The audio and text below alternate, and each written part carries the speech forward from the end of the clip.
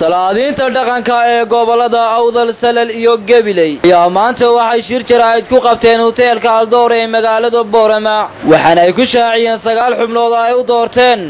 qabanqaabiyaasha shirweyne ay qabanayaan beelaha goboladani walow aynay shaacin waqtiga iyo meesha uu ka dhici doono waxaana ay sheegeen shirkani in ay mataana yihiin shirka dhici doona dalka dibadiisa gaar ahaan Minnesota ee dalka Mareykanka salaadiinta dhaqanka ee goboladani ayaa waxay waayadaniba ku hawlaayeen badaynta iyo midaynta beelaha goboladani waxaana ay soo saareen 6 qodob waxaana saxaafadda u akhriyay Sultan Ibrahim Jaamac Samatar danaha guud ee beelaha Samaroon meel kastoo ay joogaanba labo gudidan waxay adkaynaysaa xoogana saaraysaa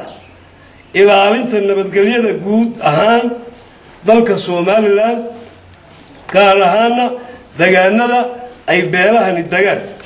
saddex gudidan waxa kale oo ay ka shaqaynaysaa horumarinta dhinacyada dhaqaalaha sida dhismaha dekada Lughaya oo ay qabanqaabadeedii socoto xagga waxbarashada caafimaadka iyo sidii loo horumarin lahaa kaabayaasha dhaqaalaha saddex gudidan waxay ka shaqaynaysaa sidii ay nabadgelyo iyo walaaltinimo kula dhaqmi lahayd beelaha kale ee reer Soomaaliland gaar ahaana beelaha ay daris wadaagta yihiin shan gudidan waxay sii magacawday gudi qabanqaabo oo ku meel gaar ah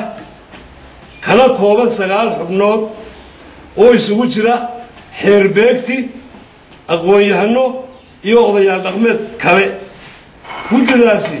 waa gudi qabanqaabo waxaana loo xil saaray inay ka shaqeeyaan sidii uu qabsoomi lahaa shirweyne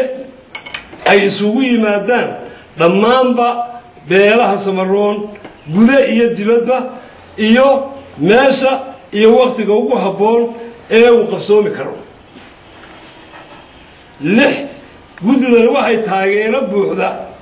siinaysaa shirarka lagu qabanayo dalalka dibadaha sida Mareykanka waxayna taageero buuxda siinaysaa shirka imiga lagu qabanayo magaalada Minnesota ee loogu ololeynayo dhismaha dekada Lughaya waxaanay farayaan dhammaanba qurba joogta beelahaasi rag iyo dumarba meel kastoo ay joogaanba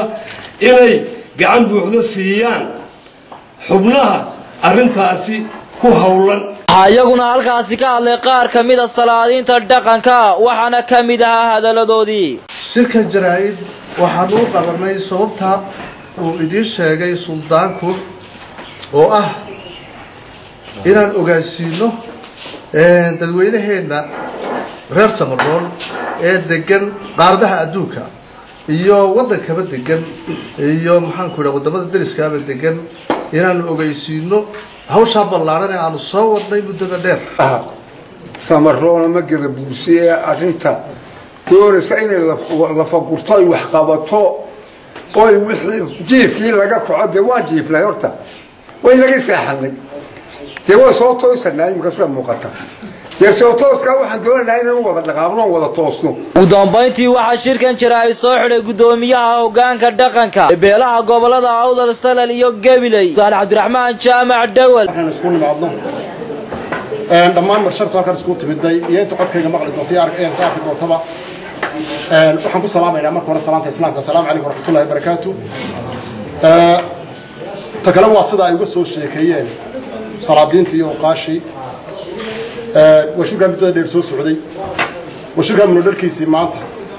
uu halkaas soo gaaray washirka la doonayo haddii aan la yiraahdo inuu magaranaysaay gudida iminku ay gaarsiiso shirweyne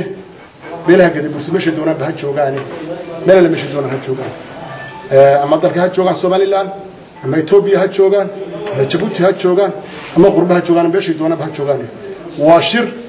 la doonayo ay ka talinta iyo horumarka in la isku yimaado si buuxda la isku yimaado